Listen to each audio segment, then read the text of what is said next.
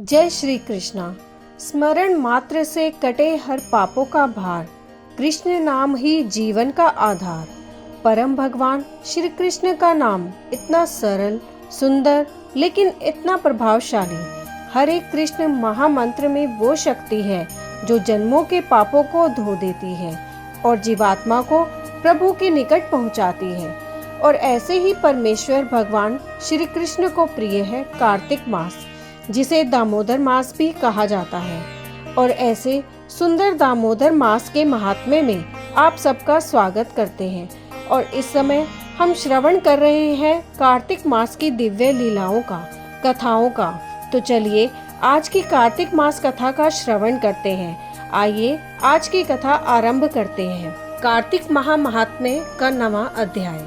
जो पढ़े सुनेगा इसे, वह होगा भव से पार। श्री हरि कृपा से लिख रहा 9वां अध्याय का सार। राजा पृथु ने कहा, हे मुनि श्रेष्ठ नारद जी, आपने कार्तिक माह के व्रत में जो तुलसी की जड़ में भगवान विष्णु का निवास बताकर उस स्थान की मिट्टी की पूजा करना बतलाया है। अतः मैं श्री तुलसी जी के महात्म्य को सुनना चाहता हूँ। तुलसी जी कहाँ और किस प्रकार उत्पन्न हुई, यह बताने की कृपा करें। नारद जी बोले, राजन, अब आप तुलसी जी के महत्व तथा उनके जन्म का प्राचीन इतिहास ध्यान पूर्वक सुनिए। एक बार देव गुरु बृहस्पति और देवराज इंद्र भगवान शंकर का दर्शन करने कैलाश पर्वत की ओर चले। तब भगवान शंकर ने अपने भक्तों की परीक्षा लेने के लिए जटाधारी दिगंबर का रूप धारण कर उन दोनों के मार्ग में अवरोध उत्पन्न किया। यद्यपि वह तेजस्वी, शांत, लंबी भुजा और चौड़ी छाती वाले गौर वर्ण, अपने विशाल नेत्रों से युक्त तथा सिर पर जटा धारण किए वैसे ही बैठे थे। तथापि उन भगवान शंकर को ना पहचान कर इंद्र ने उनसे उनका नाम व धाम आदि पूछते हुए कहा कि क्या भगवान शंकर अपने स्थान पर हैं या कहीं गए हुए हैं। इस पर तपस्वी रूप भगवान शिव कुछ नहीं बोले। इंद्र को अपनी त्रिलोकीनाथ होने का गर्व था। उसी अहंकार के प्रभाव से वह चुप किसी प्रकार रह सकता था।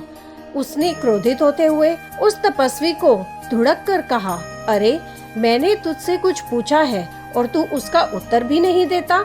मैं अभी तुझ पर वज्र का प्रहार करता हूँ, फिर देखता हूँ कि कौन तुझ दुर्मति की रक्षा करता है।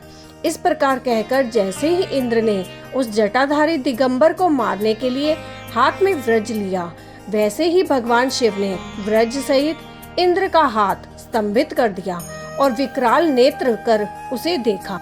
उस समय ऐसा प्रतीत हो रहा था कि वह दिगंबर प्रज्वलित हो उठा है और वह अपने तेज से जला देगा। भुजाएं स्तंभित होने के कारण इंद्र दुखित होने के साथ साथ अत्यंत कुपित भी हो गया।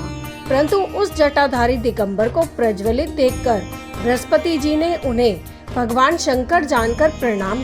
बृहस्पति भगवान शंकर से कहने लगे, हे दीनानाथ, हे महादेव, आप अपने क्रोध को शांत कर लीजिए और इंद्र के इस अपराध को क्षमा कीजिए। बृहस्पति के यह वचन सुनकर भगवान शंकर ने गंभीर वाणी में कहा, मैं अपने नेत्रों से निकाले हुए क्रोध को किस प्रकार रोकूं? तब बृहस्पति ने कहा, हे भगवान, आप अपना भक्त वत्सल नाम सार्थक करते हुए अपने भक्तों पर दया कीजिए।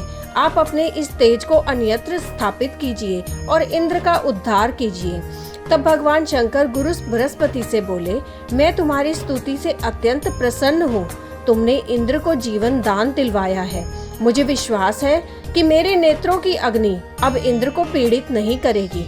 बृहस्पति से इस प्रकार कहकर भगवान शिव ने अपने मस्तक से निकाले हुए अग्नि में तेज को अपने हाथों में ले लिया और फिर उसे क्षीर सागर में डाल दिया। तत्पश्चात भगवान शंकर अंतर्ध्यान हो गए। इस प्रकार जिसको जो जानने की कामना थी उसे जानकर इंद्र तथा बृहस्पति अपने अपने स्थान को चले गए। कार्तिक माह महात्म्य का 9वां अध्याय यहीं समाप्त होता है। आगे के और अध्यायों का श्रवण करने के लिए आपके अपने चैनल एस्ट्रो नॉलेज को सब्सक्राइब कर लीजिए ताकि आने वाले वीडियोस के नोटिफिकेशन आपको मिल सके। जय श्री कृष्णा।